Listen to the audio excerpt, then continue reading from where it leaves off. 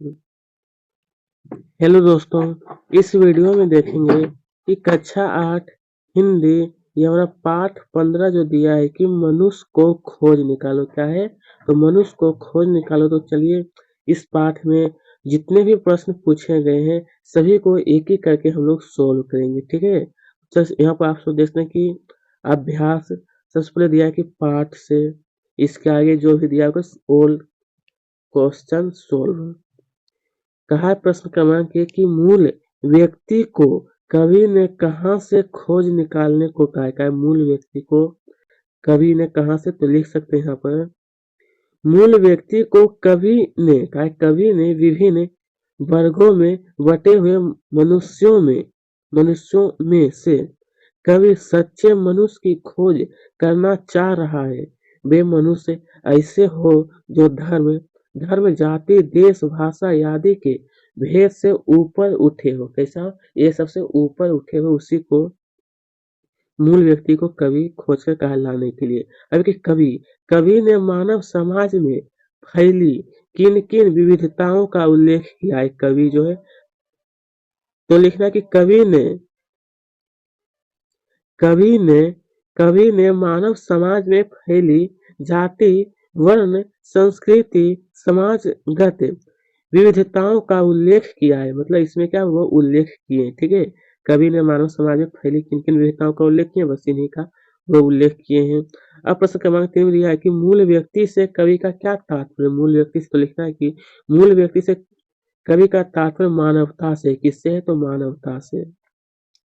अभी आज समाज में का आज जो है वो समाज में व्यक्ति व्यक्ति के बीच किस प्रकार के भेद उत्पन्न हो जाता है। व्यक्ति व्यक्ति के बीच लिखना है कि आज समाज में व्यक्ति व्यक्ति के बीच जातिगत वर्णगत धर्मगत धनी निर्धन ऊंच नीच आदि भेद उत्पन्न हो जाते हैं। ये सब क्या था? वो भेद व्यक्ति व्यक्ति के बीच यह उत्पन्न हो जाते हैं। चलिए ये पूरा हो गया। फिर आगे देखते हैं। हमारा आगे दिया है कि इस कविता में कवि ने खंड खंड मनुज का प्रयोग किया है। तो कहा इससे आप क्या समझते हैं? इससे खंड मनुज से तो यहाँ पर लिखना है इस कविता में कवि ने खंड मनुज का प्रयोग ऐसे मनुष्यों के लिए किया है जो विभिन्न वर्गों में बटा हुआ है, जो धर्म जाति देश भाषा आदि का भेदभाव अपने अंतःकरण में सदा ही विद्यमान रखता है। ठीक है? फिर देख सकते हैं हमारा आगे जो दिया है कि कहा है कवि किस अंध अवनिका को उठाने की बात कह रहा है। कवि जो है लिखना कि कवि अंधविश्वास एवं रूढ़िवादी प्रवृत्ति के अंधविश्वास को उठाने की बात कर रहा है। मतलब ये जो क्या था, बहुत सारा अंधविश्वास होता है हमारे समाज में जो कि उसको कहते हैं कवि उसको समाप्त करने के लिए उठाने की बात कह रहा है। अर्थात समाज में फैली कुरीतियां अंधविश्वासों रूढ़िवादी रीति रिवाजों की अज्ञानता का पर्दा को उठाने की बात कह रहा है कवि। ठीक है? फिर देखें आगे कि वर्गों में बटा हुआ मनुष्य किस प्रकार पूर्ण पूर्ण मनुष्य बन सकता है। क्या वर्गों में बटा हुआ मनुष्य जो वो पूर्ण रूप से कैसे बन सकता है? तो लिखना है कि कवि कहते हैं कि जातिगत धर्मगत एवं वर्णगत भेदभाव की भावना को भुलाकर मनुष्य मनुष्य वो आपसी सहयोग एवं सद्भाव से जीवन जीवन बसर करे तो मनुष्य पूर्ण मनुष्य जो है वो पूर्ण मनुष्य बन सकता है, अन्यथा क्या वो नहीं बन पाएगा। फिर देखते हैं कि रूढ़ी रीतिगत विश्वासों को मिटा देने की बात कवि ने क्यों की है। कवि जो है इसके पर क्यों किए, तो लिखना है कि रीति रीतिगत विश्वासों से समाज में ईर्ष्या द्वेष तथा झगड़े और आपसी मतभेद पैदा होते हैं। अतः कवि ने संपूर्ण समाज में रूढ़ि रीतिगत विश्वासों को मिटाने की बात कही है, जिससे जिससे समस्त राष्ट्र का विकास हो सके। क्या जिससे क्या समस्त राष्ट्र का विकास। तो चलिए दोस्तों अब आगे बढ़ते हैं। आगे जो दिया है कि पाठ से आगे इसमें भी कुछ प्रश्न है जो कि इसको भी सोल्व करना था कि आपकी दृष्टि से एक आदमी की क्या विशेषता होनी चाहिए, आपकी दृष्टि से चर्चा करके कहा आपको लिखने के लिए। तो आप इस प्रकार से दोस्तों उत्तर में लिखना है कि एक आदमी, एक आम आदमी या साधारण मनुष्य के कार्य एवं उनकी सोच धर्म, जाति, भाषा के ऊपर होनी चाहिए। प्रत्येक व्यक्ति का कार्य निष्पक्ष होना चाहिए। समाज का प्रत्येक व्यक्ति यदि सभी धर्म एवं जाति का बराबरी में सम्मान करे तो संपूर्ण समाज प्रगति के पथ पर अग्रसर हो जाएगा तथा हमारे राष्ट्र का नाम इतिहास के पन्नों पर स्वर्ण अक्षरों में लिखा जाएगा। कैसे? तो स्वर्ण अक्षरों में। इस प्रकार से हमें किसी को भी ऊंच और नीच नहीं करके सभी को एक समान बात करना चाहिए, व्यवहार उनसे करना चाहिए। अब देखते हैं कि भाईचारे की भावना को विकसित करने पर पाठ में बार-बार बल दिया गया है। भाईचारे की भावना के विकास में बाधक तत्व कौन-कौन से हो सकते हैं? मित्रों और शिक्षकों से बातचीत करके आपको कहा लिखने के लिए। तो इसका उत्तर ये पूरा आपको लिख लेना है, ठीक है? अच्छी तरह से नोट कर लीजिएगा। तो चलिए अब आगे बढ़ते हैं। ये यहाँ पर आप देख सकते हैं कि मनुष्य मनुष्य और मनुष्य के बीच जो भी भेद बताए गए हैं वे भाषा, वेशभूषा, उपासना के आधार पर बताए गए हैं, जो केवल बाह्य तत्व हैं, जबकि मूल रूप से सभी मनुष्य एक हैं। क्या है? तो एक है। इसी प्रकार से कहा है कि एक है कैसे, इस विषय में अपनी सहमति और असहमति को कारण सहित आपको लिखना है। सहमति और असहमति का कारण सबसे पहले ये पूरा लिखना है। उसके बाद फिर आपको यहाँ पर सहमति के बारे में जो भी लिखना है वो यहाँ पर ये लिख सकते हैं। यहाँ लिखा हुआ है, सिर्फ आपको नोटबुक में लिखना और यह असहमति है और इसके बारे में भी ये पूरा हो जाएगा। अरे हमारे देश में भाषा के क्या है, हमारे देश में भाषा के दुर दुर्गाग्रह ने एक मनुष्य को दूसरे का दुश्मन बना दिया है। कैसे? का यह कैसे? शिक्षक तथा साथियों से चर्चा करके आपको क्या लिखने के लिए। तो इसका उत्तर ये वाला हो जाएगा,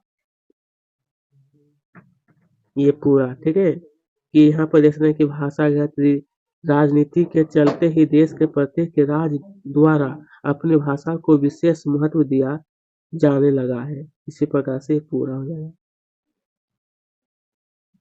अब देख सकते हैं आप सब कि प्रश्न क्रमांक 5 में दिया है कि हमारे समाज में फैली रूढ़ियों और अंधविश्वास ने किस प्रकार लोगों में एक दूसरे के प्रति घृणा के भाव पैदा कर दिए हैं।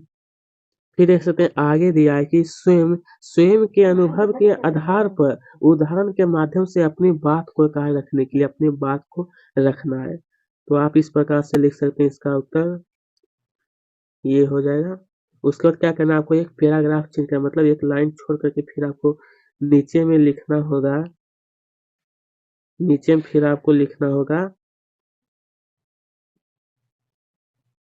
उसके बाद फिर ये पूरा हो गया था। उसके बाद फिर यहाँ से लेकर के यहाँ तक ये भी आपको नोट करना होगा। अब इस प्रकार से देखते हैं कि इस कविता में यह 6 नंबर है कि इस कविता में एक सच्चे मनुष्य को खोज निकालने की बात कही गई है। एक सच्चे मनुष्य को लेकर आपके मन में क्या कल्पना है? एक सच्चे मनुष्य को लेकर के इसके बारे में आपको 10 वाक्य लिखना है। कितना? तो 10 वाक्य। तो सबसे पहले जो भी वाक्य लिखना है या पहला वाक्य लिख लेना है कि जिस मनुष्य में मनुष्यता आज भी विद्यमान हो वही सच्चा मनुष्य हो सकता है, अन्यथा नहीं। यही सच्चे मनुष्य की पहचान है। फिर आपको ये दूसरा वाक्य लिखना है। उसके बाद फिर दूसरा के बाद फिर बाद तीसरा, ये चौथा और ये पांचवा वाक्य। ये 5 वाक्य हो गया। 5 वाक्य और लिखना है। ये वाला छठा, ये 7वां, ये 8वां वाक्य है। उसके बाद फिर ये 9वां और यह 9वां वाक्य और ये फिर 10वां वाक्य। ये पूरा आपको लिखने के बाद फिर आपको नीचे में लिखना है, 2 लाइन में लिख लेना है कि अतः अतः एक सच्चे व्यक्ति को शब्दों के दायरे में नहीं बांधा जा सकता है। अतः एक सच्चे व्यक्ति को शब्दों के दायरे में नहीं बांधा जा सकता है। वह तो संपूर्ण दिशाओं में दृष्टिगोचर होता है, ठीक है? तो चलिए अब इसके आगे बढ़ते हैं भाषा से। सबसे पहले इसमें दिया है कि पाठ में प्रयुक्त इन शब्दों के विलोम अर्थ को प्रकट करते हुए वाले शब्दों को ढूंढिए। मतलब ये सब शब्द दिया है। विलोम का मतलब क्या होता है? इसका उल्टा शब्द आपको लिखना है, ठीक है? इसका उल्टा शब्द आपको कहा है लिखने के लिए। तो दोस्तों आप इस प्रकार से देख सकते हैं। सबसे पहले हमारा दिया है, यहाँ पर आप सब देख सकते हैं कि शब्द और इसका विलोम, विलोम का मतलब उल्टा होता है। मनुज का धनुष, विविध का एक होता है, रीति का कुरीति होता है, अवनी का अंबर होता है, अवनी का अंबर। उसका सब का हो जाता है हमारा असभ है। यहाँ पर दिया है रिक्त का हो जाता है भरा, रिक्त का क्या होगा? भरा। फिर आप यहाँ पर देख सकते हैं कि अपनाना, अपनाना का हो जाएगा हमारा कि छोड़ना, खंड का जोड़, असंस्कृत का संस्कृत, जाति का कुजाति, वर्ण का कुवर्ण, विश्वास का अविश्वास, विश्वास का अविश्वास। फिर यहाँ पर देखते हैं भीतर, तो भीतर का हो जाएगा हमारा बाहर, ऊपर का नीचे, राजा का रंक, धनी का निर्धन, ठीक है? चलिए अब हम लोग आगे देखते हैं। अब हमारा आगे जो दिया गया है कि प्रश्न 2 में कि कविता में, देखिए दोस्तों प्रश्न संख्या 2 में दिया है कि कविता में बहुत से समान रूप से उच्चारित शब्दों का प्रयोग हुआ है। क्या? उच्चारित शब्दों का प्रयोग। तो कहा है कि वाक्य प्रयोग द्वारा आप इनके अर्थ को स्पष्ट कीजिए। तो देखिए सबसे पहले आप लिख सकते हैं कि भाषा भूषा। तो इसका कहा है कि इसको समझाना है कि इसका क्या अर्थ होता है वाक्य द्वारा। तो लिखना है कि भाषा मतलब कि हमारे यहाँ पर हो जाएगा राष्ट्र, ठीक है? हमारे यहाँ पर होगा राष्ट्रभाषा हिंदी है। यहाँ पर थोड़ा सा टाइपिंग में गलती हो जाए। भूषा हो जाएगा कि तुम अपने अपने वेशभूषा सुधारो। वेशभूषा का मतलब कपड़ा जो होता है उसको। उसका फिर इसमें कि श्रेणी वर्ग, इसका वाक्य में प्रयोग दिया है, सिर्फ आपको नोट करना है। उसके बाद यह कि राजा प्रजा, क्या है? राजा और प्रजा। तो लिखना है कि रामचंद्र जी अयोध्या के राजा बने। उसके बाद कि राम राज्य में प्रजा अति प्रसन्न थी। उसके बाद फिर देख सकते हैं कि आप यह कि धनी निर्धन, क्या है? धनी निर्धन। तो इसके बाद लिखना है कि राघव एक धनी लड़का है और निर्धन का जीवन कष्टकारक होता है। उसका फिर पांचवा दिया है कि सज्जन दुज्जन। इसका भी वाक्य में प्रयोग है, पहला और ये दूसरा वाक्य। ये सज्जन का वाक्य हो जाएगा और ये फिर दुज्जन का है।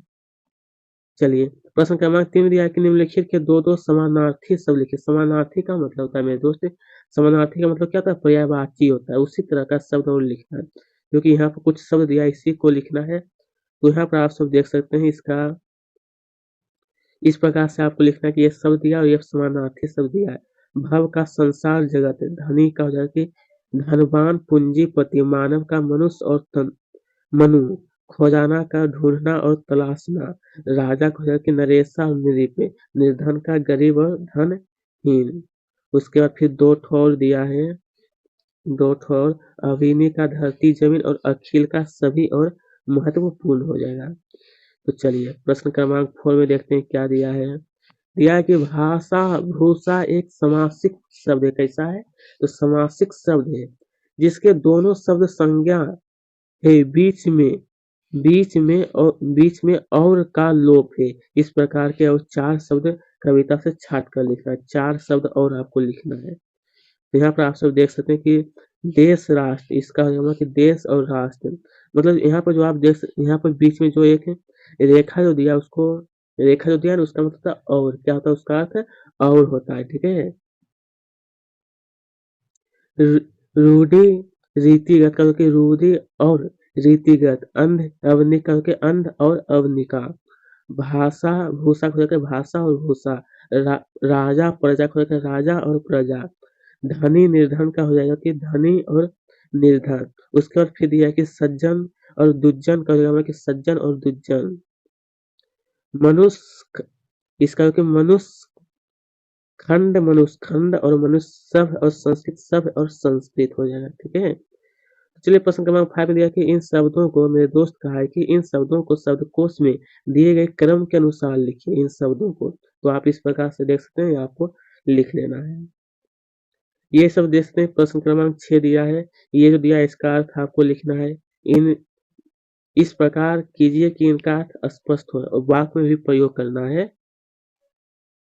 जैसे कि आप सब यहाँ पर देख सकते हैं कि चिता, यहाँ पर मैं थोड़ा सा आपको समझाने का प्रयास कर रहा हूँ। यहाँ पर चिता और चिता जो दिया है, चिता का मतलब कि मृत्यु यानी कि सेया, और यहाँ पर चिता का मतलब कि जानवर। इसका फिर वाक्य में प्रयोग करना है कि शमशान में एक चिता जल रही है। और चिता का मतलब कि चिता एक जंगली पशु होता है, बस यही इसका अंतर क्या अर्थ होता है वही आपको बताना था। यहाँ पे इसमें कि राज का मतलब होता है कि गुप्त बात। इसका वाक्य में प्रयोग की कुछ बातें जीवन में राज ही रह जाती है। राज का मतलब क्या होता है? गुप्त बात। और यहाँ पर राजा का मतलब कि प्रशासक। यमलोक के राजा यमराज ही है। इसी प्रकार से अंध में जो भी दिया आपको लिख लेना है। अंध और यह अंधा। दिया कि भव संसार या फिर दिया कि भव भाव कीमत। ये पूरा आपको नोट करना है। उसके बाद देखना कि जन का मतलब होता है लोग। इसका वाक्य प्रयोग। जान का मतलब होता है प्राण। इसका यह वाक्य प्रयोग है। तो दोस्तों आज का ये वीडियो हमारा यहीं पर समाप्त होता है।